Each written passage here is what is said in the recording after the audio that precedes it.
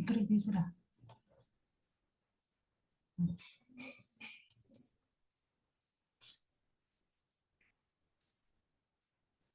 కాశ్యపాన్వయ సంజాతం నారసింహ పదాశ్రితం రామానుజగురుం వందే పాణినీయపయోనిధిం. భాగవత్ గోష్ఠికి సాధారణంగా ఆహ్వానం పలుకుతూ పెద్దలకు దాసం సమర్పించుకుంటూ ఈరోజు మన మంత్రద్వయం మంత్ర రాజంలోని విశేషాలను తెలుసుకుందాం.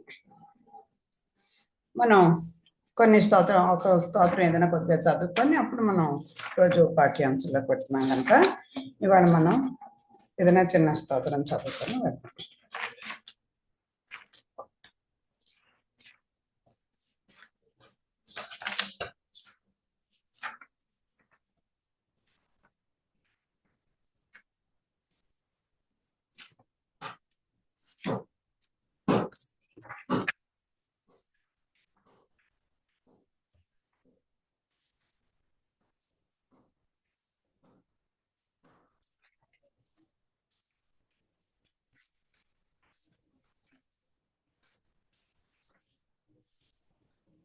పంచాయత్ స్తోత్రం చదివేసుకున్నాం. ఇవాళ గజేంద్ర మోక్షంలోది శ్లోకద్వయం ఉంటారు కదా, అదే గజేంద్ర మోక్షం అంటే నిత్యం మనం అనుసంధానం చేసుకోవాల్సింది.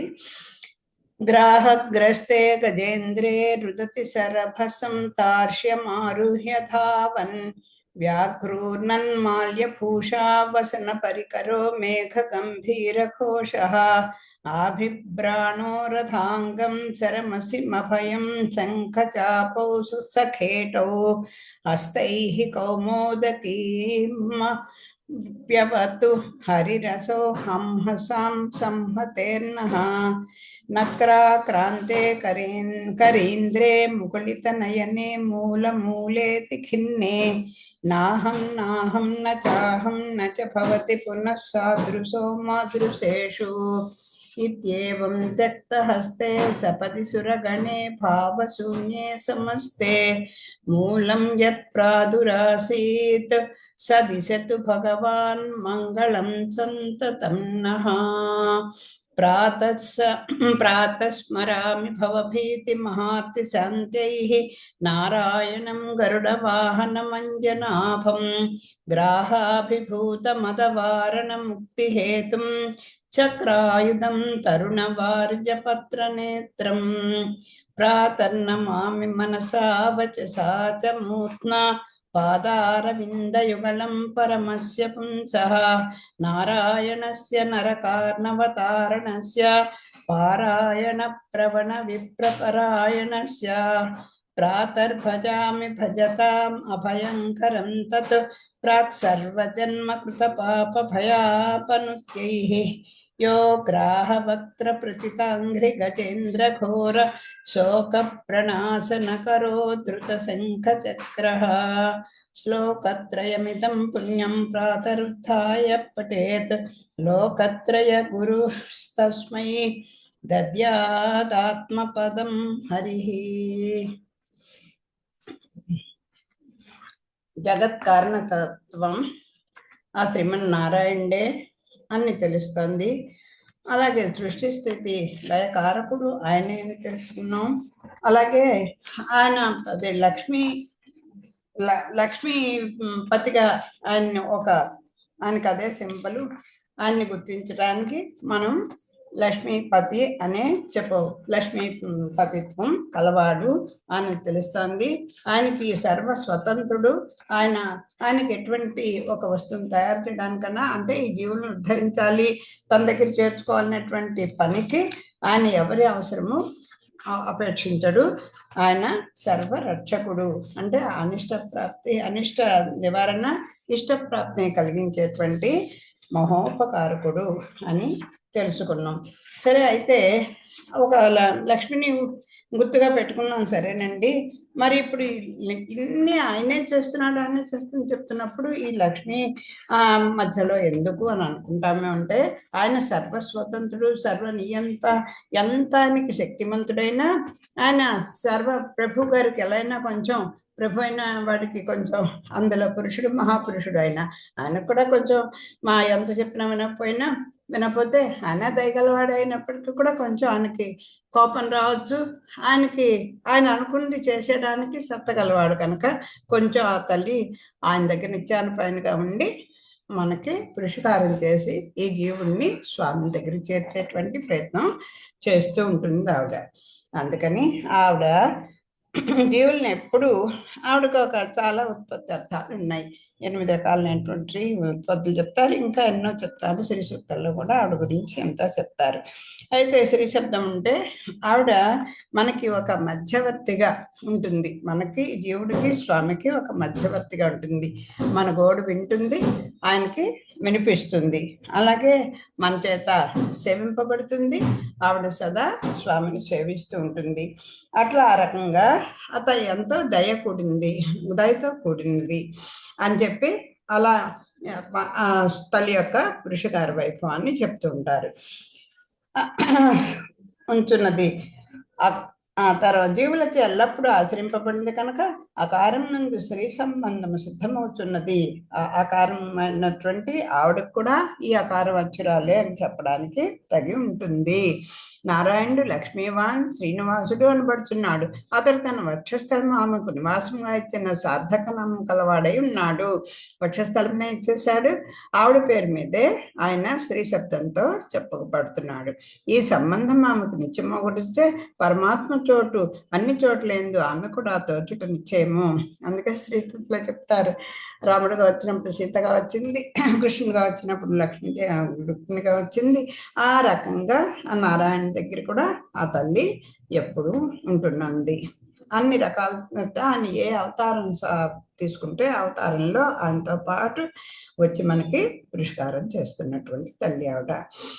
అందుకోసం ఆయన పరమాత్మ అన్ని చోట్ల ఆవిడ కూడా ఉంటుంది అని మనం గుర్తించుకోవాలి. సత్యమని అందుచేత అకార సంబంధం ఆమెకును నిత్యమని సత్యమని ధృవీకరింపబడుతున్నది. అది కొన్ని ఉదాహరణలు కూడా చెప్తున్నారు. రామాయణమున సుందరకాండ యందు జానకీదేవి రావణునితో ఇట్లన్ను, రావణ, నేను ఐశ్వర్యముచే కాని బంగారము ధనము భోగములచే కాని వంచింపబడతానని కాను. సూర్యుని నుండి కాంతి ఎట్లు వేరే ఉండదో అట్లనే నేనును నా స్వామి నుండి వేరైన దాన్ని కాను. సూర్యునికి కాంతికి మధ్య పృథక్ స్థితి లేనట్లు ఆ సీతారాములకి ఎడబాటు లేదు. అప్పుడు మధ్య పృథక్ స్థితి అలాగే సీతారాములకు ఎడబాటు లేదు. యుద్ధకాండ యందు వేరొక వాక్యం ఉంది. బ్రహ్మాది దేవతలతో శ్రీరామచంద్రుని వాక్యం ఇది. సూర్యుని కంటే సూర్యకాంతి వేరు కాదు కదా, అట్లే నా నుండి సీత వేరు కాదు. సూర్యకాంతులు ఎట్లు ఏర్పరచరానివో మా ఇరువురుకును ఏర్పరచలేనంత నిత్య సంబంధం కలదు. జనకరాధిపుత్రి ముల్లోకములా పవిత్రురాలు అని ఈ భావనే తర్వాత విష్ణు పురాణంలో కూడా చెప్తారు, చదువుకున్నాం. అంటే సుందరకాండలో జానకీదేవి చెప్తుంది, తల్లి చెప్తుంది రావణాసుడి, నువ్వు నన్ను ఎలా అయినా మభ్యపెట్టి నువ్వు నీ ఐశ్వర్యం చూసుకొని నీ భోగాలను చూసుకొని నేను లొంగిపోతాను అనుకోకు. సూర్యుడు కాంతి ఎలా విడవడానికి వీలు లేనటువంటి స్థితి ఉంటుందో అలాగే నేను కూడా రాముడి నుంచి వేరు చేయలేను. పుష్పము పరిమళము అలా చెప్తారు కదా, అలాగా విడదీయడానికి వీలు కానటువంటి స్థితిలో మేము ఉంటాము కనుక నువ్వు నన్ను ఏ రకంగానూ లొంగ తీయలేవు అని చెప్తుంది. అలాగే బ్రహ్మ దేవతలతో కూడా శ్రీరామచంద్రుడు చెప్తాడు, సీతాదేవి చాలా పవిత్రురాలు, మమ్మల్ని వేరు చేయడానికి వీలు కానిది. ఆవిడ సూర్యకాంతి ఎలాంటిదో సూర్యుడు కాంతి ఎలాంటిదో అలా మేమని ఆయన కూడా చెప్తారు. అలాగే విష్ణు పురాణంలో 2:7-19లో లో కూడా ఈ విషయమే చెప్తున్నారు. రామాయణము వేదోపబృంహితమైనది, అందు సీతారాములు ఇరువురు ఇదే భావను వ్యక్తపరిచిరి. అదే వేద్యుడు అయిన వేదము అంటే రామాయణమే కనుక వారిద్దరి అభిప్రాయం కూడా అదే. లక్ష్మీనారాయణులన్నా సీతారాములన్నా అందరూ కూడా ఒకే ఆయన యొక్క అవతారాలే కనుక అలా చెప్తున్నారు. పుష్పము పరిమళములకు మధ్య అడబాటు లేదు. పువ్వును విడిచి తావి ఉండదు. అకారమును అనగా పరమాత్మను విడిచి శ్రీశబ్ద వాత్రాలకు రశ్మిదేవి కూడా విడిచి ఉండదు. పుష్పము పరిమళము అది వేరుగా ఇది వేరుగా, నాకు పువ్వు చాలండి, వాసన వస్తుంటే కుదరదు కదా, నా పరిమళం చాలు, ఎందుకు పువ్వు అనుకోలేం కదా. అలాగా అకారవాచ్యుడైనటువంటి పరమాత్మతో కూడా ఈ శ్రీ శబ్దవాచ్యులైనటువంటి లక్ష్మీదేవికి అభేదం చెప్తున్నారు. భేదం లేదు. ముమ్ముట్టుకోడి అన్న తమిళ గ్రంథముని ఇట్లు చెప్తుంది, తన భర్త శయ్యకును బిడ్డ ఊయలకును మధ్య ఆ బిడ్డ ఆ బిడ్డ తల్లి ఎందుకు శయనించును? ఓ పక్కనేమో భర్త పడుకుంటాడు, ఓ పక్కనేమో బిడ్డ ఉంటుంది, ఉయ్యాలు ఉంటుంది, మధ్యలో ఆ తల్లి ఉంటుంది. మరి ఎందుకు అలా పడుకుంటోంది అంటే, భర్త కోరికను తన స్వరూపం తగినట్లు సమకూర్చి అందింపు చేయుటకును, స్తన్యం ఇచ్చి బిడ్డ ఆకలి తెచ్చుకున్నావు కదా. అంటే బిడ్డడికి పాలించుకోవాలి, అటు భర్త యొక్క అనురాగాన్ని సహకారిగా ఉండాలి కదా. అలాగే ఈ జీవుని యొక్క కోరికలను తీర్చాలి, పరమాత్మకి సంతోషం కలిగేటట్టుగా ఉండాలి కనుక ఆవిడ మధ్యవర్తిగా ఉండి మనకి ఓ తల్లిలాగా కాపాడుతుంది. పరమాత్మ యొక్క జీవులకు స్వామికి మధ్య పరమాత్మ యొక్క జీవులకు స్వామికి మధ్య జీవులకు జ్ఞానం ఇచ్చి రక్షించుటకు శ్రీదేవి నిలిచి ఉన్నది. ఇక్కడ స్తన్యం అంటే జ్ఞానం అనేటువంటి ఒక పాలని మనకిచ్చి రక్షిస్తోంది ఆ తల్లి. స్వామికి మనకి ఆవిడ మధ్యవారధిగా ఉంటుంది. పరమాత్మ సంకల్పం కూడా దీనివల్లనే నెరవేర్చును. ఆయనకి అదే సంకల్పం కాకపోతే ఆయన కొంచెం స్వతంత్రుడు కనుక ఎక్కడ కోపం వస్తుందో అన్నట్టుగా ఆయన్ని కనిపెట్టుకుని ఉంటుంది. స్వామి చిత్తానువర్తిని అంటారు లక్ష్మీ శాస్త్రంలో. ఆయన యొక్క ఆ మనసు ఎరిగి అలాగా ఆవిడ పాపం మన కోసం ఆయన యొక్క ముఖం కనిపెట్టుకొని ఉంటుంటుంది పాపం ఆవిడ. జీవుడు మకారంచే ప్రతిపాదింపబడేవాడు. అకారం కలిసి ప్రణవము కాగా దివేశల మధ్య ఉకార శబ్దవాచ్యాలైన శ్రీదేవి నిలిచి ఉన్నది. ఓం అనే దాంట్లో 3 అక్షరాలు ఉన్నాయని చెప్పుకున్నా, అకారము, ఉకారము, మకారము. అంటే ఇప్పుడు అకారం అంటే చూడండి, అది చెప్పడానికి కూడా చక్కగా ఓంలో అకార ఉకార మకారం అంటారు. అకారం అంటే అకారవాచ్యుడైనటువంటి శ్రీమన్నారాయణుడు. ఆ మధ్యలో అక్షరం వదిలేస్తే 3వ అక్షరం మకారము అంటే జీవస్వరూపాన్ని తెలియజేసేది జీవశబ్దము. అంటే ఈ జీవుడికి ఆ శ్రీమన్నారాయణకి మధ్యన ఈవిడ ఉకార వాచ్యురాలై నిలిచి ఉన్నది అని చెప్తున్నారు. కనుక అకారంలో పరోక్షంగా శ్రీ సంబంధం ఇమిడి ఉన్నది. అంటే అయితే అకారంలో ఆవిడ లేదా ఎంతసేపు ఉంది కదా అంటే పైకి కనపడదు, కానీ ఆవిడ అక్కడ కూడా ఉంది. ప్రత్యక్షంగా అకారం పక్కనే శ్రీ సంబంధ ఉకారం నిలిచి ఉంది. పోనీ మీకు అలా దాంట్లో కనపడకపోయినా పక్కనే ఉన్నట్టు తెలుస్తుంది కదా, అకారం పక్కనే ఉకారం ఉంది కదా అని చెప్తున్నారు. అకారం భర్త తండ్రి యజమాని స్వరూపం తెలుపు పరమాత్మ ప్రతిపాదించుకుంటుచే అది అకారం అంట. ఆయన యజమాని అంటే ఆయన శేషి అంటే భర్త అంటే భరించేవాడు, ఈ జగత్తును భరించేవాడు, ఒక కుటుంబాన్ని భరించేటువంటి తండ్రిలాగా, ఒక రాజులాగా, యజమానిలాగా అన్ని రూపాలు ఆయనే. ఈ చేతనులు అతనిచే నిశ్చయంగా రక్షింపబడుదురు. కానీ ఈ ఉకారవాచ్యులైనటువంటి ఈ జీవులందరినీ కూడా చేతనాలన్నింటిని కూడా ఆయనే రక్షిస్తూ ఉంటారు. కావున అతనికే దాసులు శేషభూతులై ఉండవలెను. ఆయన శేషి అయినప్పుడు ఈ జీవులందరూ కూడా ఆయన శేషభూతులు. ఇప్పుడు పరమాత్మ మాత్రమే కాక లక్ష్మీదేవికి కూడా శేషభూతులై జీవులు ఎందుకు ఉండవలను? సరే, ఈ అకారవాచ్యుడైనటువంటి శ్రీమన్నారాయణుడికే ఈ జీవుడు చెందినవాడు అని చెప్తున్నప్పుడు మరి లక్ష్మీదేవికి ఎందుకు శేషభూతులై ఉండాలి మనము అంటే, ఏమంటే మతం కృతజ్ఞత ఉండద్దా? మనం ఆయన చేరాలంటే ఆయన దగ్గర చేర్చేటువంటిది తల్లే కదా. తండ్రి కోప్పడేసరికల్లా తల్లి కాళ్ళే పట్టుకుంటాం కదా. ఆవిడ చెప్తే ఎండిపోన్లేండి అని చెప్తూ ఉంటుంది కదా తల్లి కూడా. ఆ రకంగా ఆవిడ చేస్తుంది. పైగా ఆ స్వామి కూడా పూర్ణత్వం కలిగించేదే తల్లి వల్లే పరిపూర్ణుడవుతాడు ఆయన. దీంట్లో మనకు ఉపనిషత్తుల్లో అక్కడ కూడా దీన్ని క్లియర్గా చెప్తుంటారు. లోకంలోని ఒక వాదును పరిశీలిందము. ఎవడే ఒకడు మృత్యులను ఏర్పరచుకున్నప్పుడు యజమాని అయిన తన పేర పత్రం రాయించి పుచ్చుకునే కానీ తన భార్య పేరును కాదు కదా. ఆయనను మృత్యుడు లాభం పొందుటకు యజమాని భార్యకును దాస్యము చేయును. ఆమె చిత్తానువర్తి మెలుగును. ఉండెను, అది యజమానికి ఆమోదయోగ్యమై ఉండెను. అట్లే పరమాత్మకు దాసభూతులకు జీవులు లక్ష్మీదేవికి శేషభూతులై ఉండవలసి ఉన్నది. ఈ శ్రీయపతుల చేరికయే జీవులకు తరుణోపాయమై ఉన్నది అన్ని చక్కని ఉదాహరణ చెప్తున్నారు. ఒక నౌకరు ఒక ఇంటికి లేకపోతే ఒక పొలం కోలి తీసుకున్నారు. లేకపోతే ఒక బ్రొచ్చుడు ఒక సేవకుడు వస్తాడు. అతను ఏం చెప్తాడు, బాబు మేము ఒక సంవత్సరం పాటు మీకు సేవ చేసుకుంటాం అని అంటారు. వీళ్ళకి పనిగా ఉంటారు. దానికి ఇదిగో ఇంత జీతాన్ని ఇంతను పెట్టుకుంటే కాగితాన్ని రాయించుకుంటారు. చేసుకుంటే మరి ఆ యజమానికి ఆ బిడ్డలకి అందరికీ ఆయన చెందిన వాడే అవుతాడు కదా, ఎవరు ఈ సేవకుడు. అలాగా అది చెప్తున్నారు. అంచేత ఆవిడ మాట కూడా ఉండాలి. అయ్యండి మీరేమన్నా నాకు జీతం ఇస్తున్నారా, మీతో నేనన్నా మాట్లాడాను కదా, ఆయన నేను చూసుకుంటానులేండి అంటే ఊరుకుంటుందా తల్లి? ఊరుకోదు కదా. అంచేత పైగా వాడైనా తప్పు చేస్తే కూడా ఈ సేవకుని రక్షించేది కూడా మళ్ళీ యజమానురాలే అవుతుంది. అంచేత ఈ లక్ష్మీదేవికే వీళ్ళు కూడా అంటే మిథునం ఇద్దరికి కూడా శేషభూతులే ఉండాలి. మనం కూడా అందుకే సేవకుడు ఎందుకు పెట్టారంటే మనం కూడా ఆ మిథునానికి సేవకులమే, కింకర్లమే. ఆ దంపతుల్లో ఒకరిని విడిచి మరొకరిని అభిమానించుట, చేరుట, ఆదరించుట జీవులకు తారకము కాదు, అది తరించేటువంటి ఉపాయము కాదు. మిథునాన్నే ఎప్పుడు కూడా ఇద్దరిని కూడా మనం సేవించుకోవాలి. రాముని మాత్రమే కోరి జానకిని విడిచిన శూర్పణఖయు అది రాముని వదిలి జానకిని కొనిపోయిన రావణుడును అనర్థములు పొందిరు కదా. మరి రెండు ఉదాహరణలు చూపిస్తున్నారు. ఎవరు శూర్పణకు వచ్చింది, సీతను పట్టించుకోలేదు, రాముడిని కోరుకుంది, ఆవిడ నాశనం అయిపోయింది. అలాగే రావణాసుడు కూడా సీతమ్మని తీసుకెళ్ళిపోయాడు, రాముడిని పట్టించుకోలేదు. అంచేత ఇద్దరు కూడా నాశనం అయిపోయారు కదా.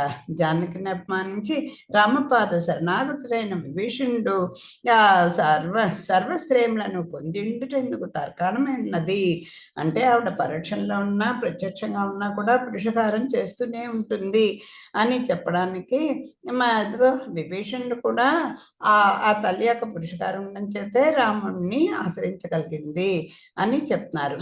అలాగే అంటే మనకు కనపడలేదు కదా అంటే అదే చెప్పేది, కనపడకుండానే చేయగలదు కూడా ఆవిడ. తర్వాత రామాయణ సుందరకాండలో మరొక ఉదాహరణ కలదు. ఇంద్రపుత్రుడు జయంతుడు కాకి రూపంలో వచ్చి మైథిలియేడు అపచారం చేసెను, ఆమెను బాధించను. రాముడు ఆ కాకికై బ్రహ్మాస్త్రము ప్రయోగించను, వాడెందరూ రక్షించు వారు లేక తిరిగి వచ్చి రామపాదములా శరణు కోరెను.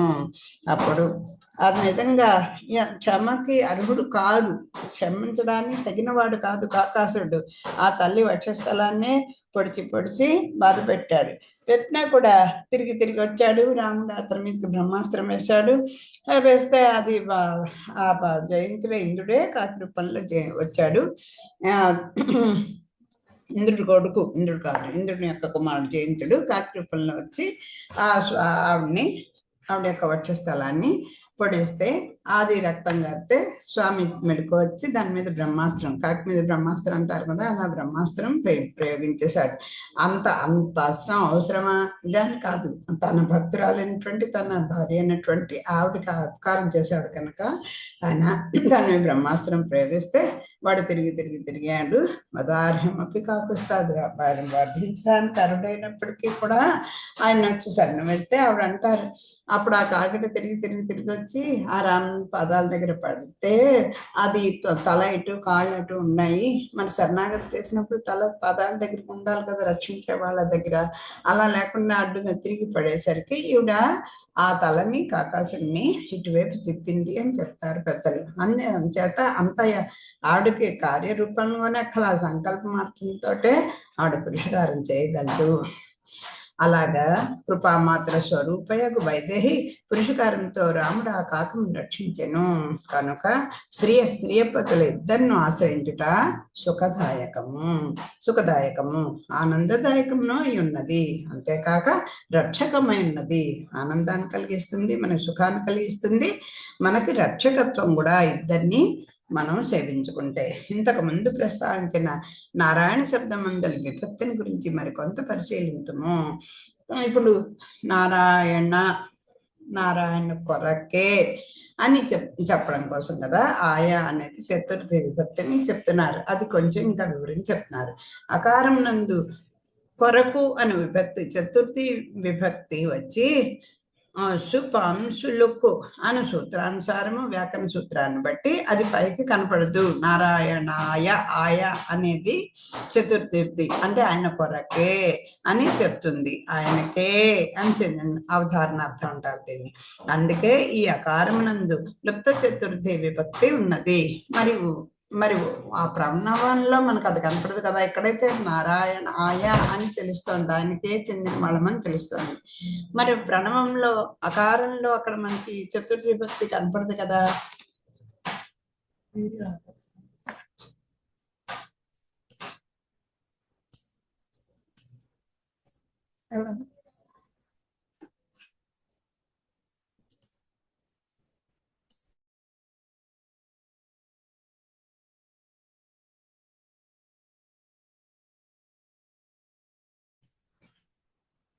హలో, అంటే అక్కడ మనకి విభక్తి లోపం కనిపిస్తోంది అకారంలో.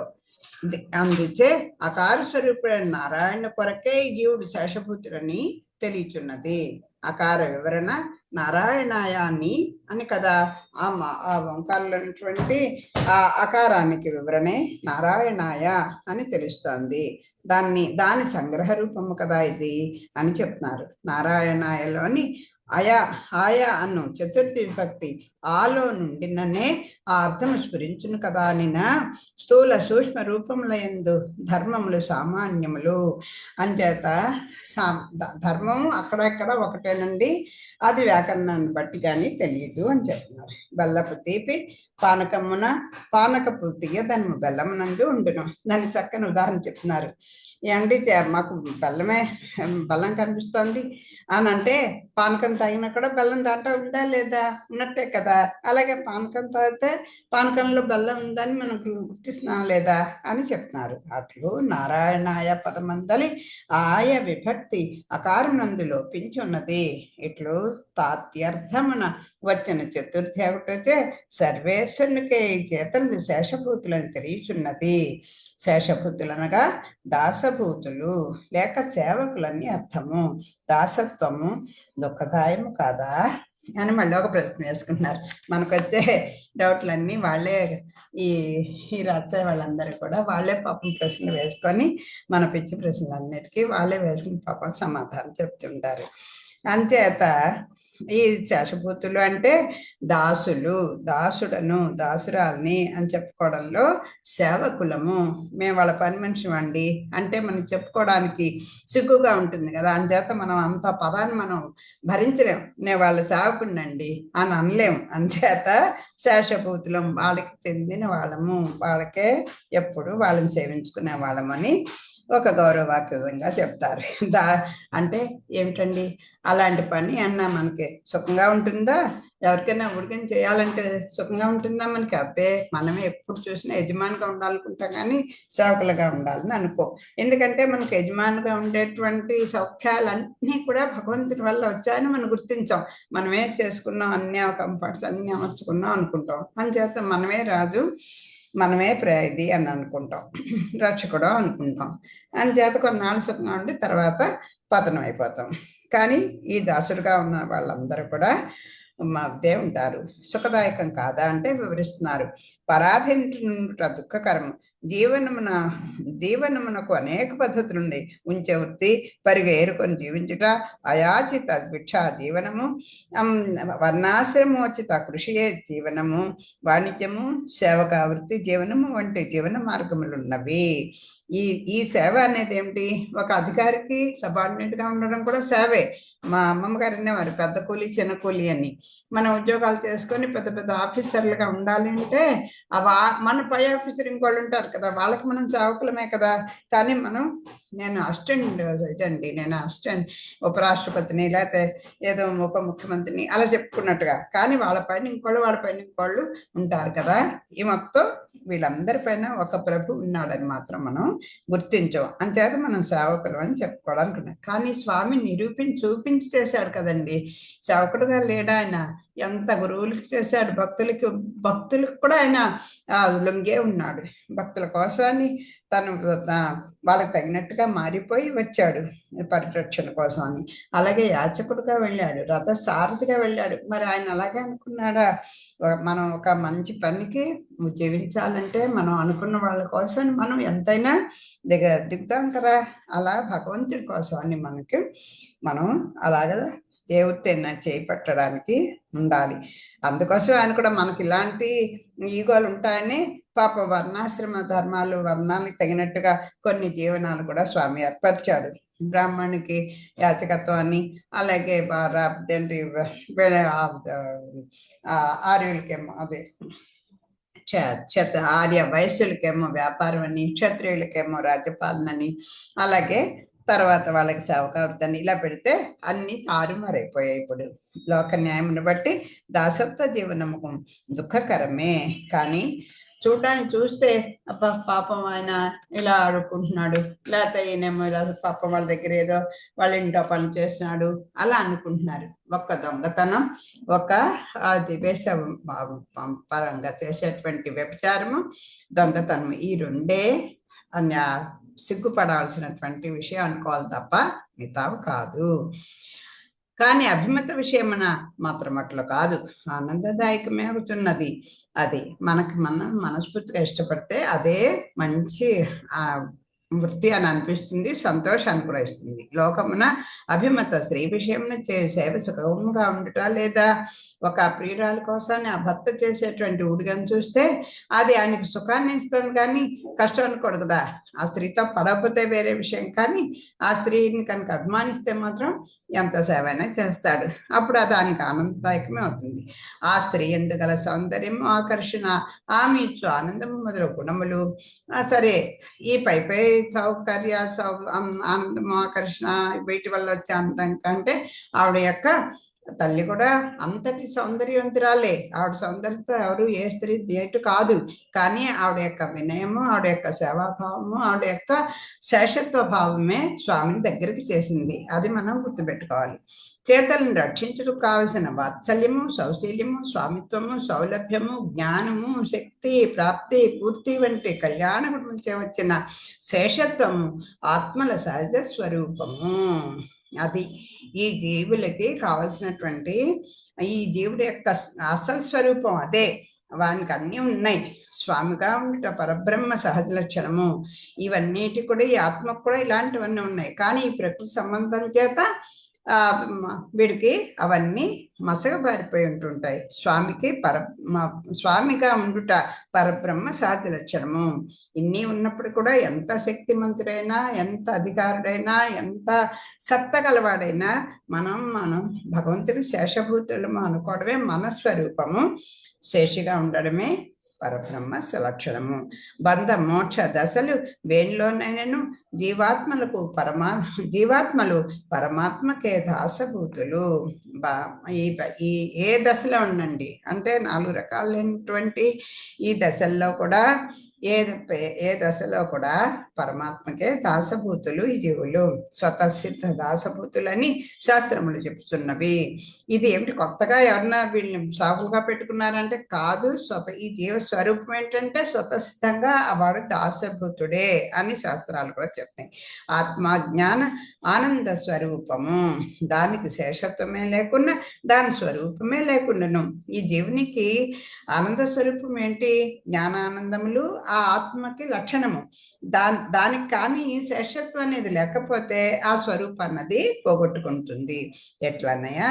పరతంత్రే దాని ఆత్మ లక్షణము. ఒక్కటి పరతంత్రుడు. మనం ఈ శేషుడు, ఈ జీవుడు, ఆ పరమాత్మ. ఈ ఆత్మ లక్షణం ఏంటి అంటే, ఆత్మ అంటే జీవుడే మనము. అది భగవంతుడికి పరతంత్రుడుగా ఉండడమే దీని లక్షణం. అది లేనప్పుడు స్వతంత్ర అనుభావం తప్పదు. ఇప్పుడు అది చెప్తున్నాం. అది లేకపోతే ఏమవుతుంది? మనమే స్వతంత్రులం, మనమే నాకు వీళ్ళు చెప్పేదేంటి, నేను ఒకళ్ళకి లొంగి ఉండడం ఏంటి అనేటువంటి ఒక అహంకారము, ఒక గర్వము అన్నీ వచ్చేస్తాయి. దాంతో మన స్వరూపం, మనం అసలు ఏమిటి అనేది మర్చిపోతూ ఉంటాం. భగవంతుడికి కానీ, పెద్దలకు కానీ, ఆచార్యులకు కానీ మనం శేషభూతులు అన్నటువంటి విషయమే మనం మర్చిపోయి ఆ స్వతంత్రం ఎప్పుడైతే వస్తుందో అప్పుడు గర్వం వచ్చేస్తుంది, దాంతో పతనానికి నాంది అయిపోతుంది. స్వతంత్రుడు పరమాత్మ మాత్రమే, సర్వ స్వతంత్రుడు ఎవరే అంటే శ్రీమన్నారాయణే, ఆ పరమాత్మే. అతని స్వతంత్రతను జీవుడు అపహరించి తెచ్చుకుంటా ఆరోపించుకుంటా దోషము చౌర్యము అవుతున్నది. దీన్నే ఆత్మాపహారం అంటారు. ఆత్మ అంటే జీవుడు, ఈ శరీరము జీవుడు కూడా ఈ శరీరానికి సత్త కలిగిస్తున్నది ఆత్మ అయితే, ఈ శరీరము ఆత్మకి కూడా సత్త అయినవాడు. మొత్తం ఈ జీవరా కోటి అన్నిటికీ కూడా అవి ఉనికికి కారణభూతుడైన వాడు స్వామి. అంచేత దాన్ని అంటే మన వస్తువు కాని దాన్ని మనది అనుకొని గర్వించడం, దాన్ని మన ఇష్టం వచ్చినట్టుగా వాడుకోవడం అనేది ఏమవుతుంది? మన వస్తువు కాని దాన్ని మనం తీసుకుంటే అది దొంగతనం అవుతుందా లేదా, దానివల్ల పాపం వస్తుందా లేదా, ఇవన్నీ మనం కోరుండి మనం తెచ్చుకునేటువంటి దోషాలు అని చెప్తారు. ఆఖరికి అది దోషము చౌర్యము, చౌర్యం అంటే దొంగతనం అవుతుంది. ఆత్మాపహరణం అనేది అన్ని పాపాల కంటే పెద్ద పాపం. లభ్యమగుతున్న ప్రమాణములను బట్టి అన్ని పాపములకు మూలము ఆత్మాపహారము. అదే కదా ఇప్పుడు చెప్పుకున్నాం. పంచమహాపాపములకు ప్రాయశ్చిత్తములున్నను దీనికి పరిహారం లేదు. ఏదైనా పంచమహాపాతకాలు అంటారు, అన్ని పాపాలు ఉంటాయి. ఆ పాపాలు కనుక చేస్తే వాటికి కొన్ని కొన్ని ప్రాయశ్చిత్తాలు చేసుకుంటే అవి కొంత పోయే అవకాశం ఉంటుంది. కానీ ఆత్మాపహారం అనేటువంటి ఈ దొంగతనం కన్నా మనం చేసామంటే దీనికి నిష్కృతి లేదు. అలా ఈ పాపకోపంలో మళ్ళీ కోట్ల జన్మల్లో అలా తిరుగుతూ ఉండాల్సిందే. మళ్ళీ భగవంతుడు మన మీద దయదలిచి ఆయన పోలే రా అని ఏదో ఆయన పాపం ప్రయత్నం చేసుకుని తీసుకెళ్లాల్సిందే తప్ప ఏమీ ఉండదు, మన వైపు నుంచి ఏమి ఉండదు. తన పరతంత్రత వదిలి సర్వేశంతైన స్వాతంత్రమును పరిగ్రహించచూచుట నిశ్చయముగా ఆత్మాపహారమే. అది మనం పరతంత్రం అనేటువంటి మన జీవ స్వరూపం ఏమిటి అనేది మనం మర్చిపోయి స్వాతంత్రం అనుకొని ఆ స్వామిని మనం ఆ స్వాతంత్రాన్ని ఆ స్వామి యొక్క స్వాతంత్ర్యాన్ని మనమే తీసుకోవాలని అనుకుంటే అది ఖచ్చితంగా ఆత్మాపహారమే.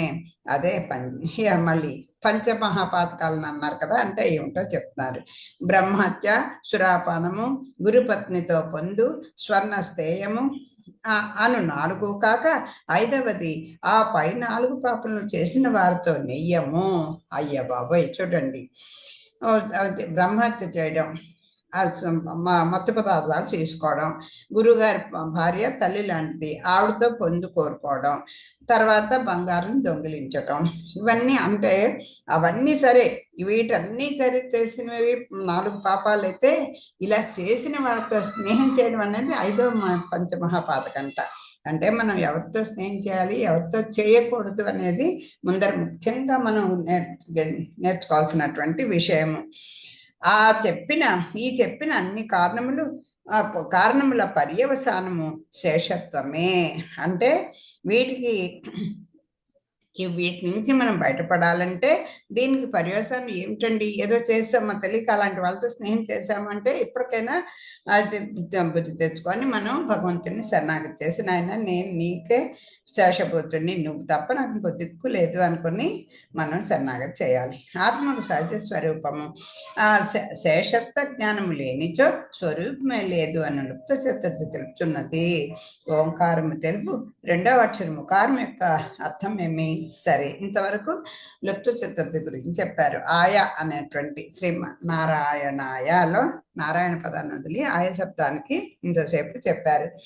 ఇప్పుడు ఆకారానికి మకారానికి మధ్యన ఉకార పదం ఉంది, అది లక్ష్మీదేవి. ఈ మనకి అంటే ఈ జీవుడు పరమాత్మకు చెందిన వాడుగా చేసేటువంటి ఆకారవాచ్యురాలైనటువంటి లక్ష్మీదేవి గురించి కదా చెప్తున్నారు అని చెప్పారు.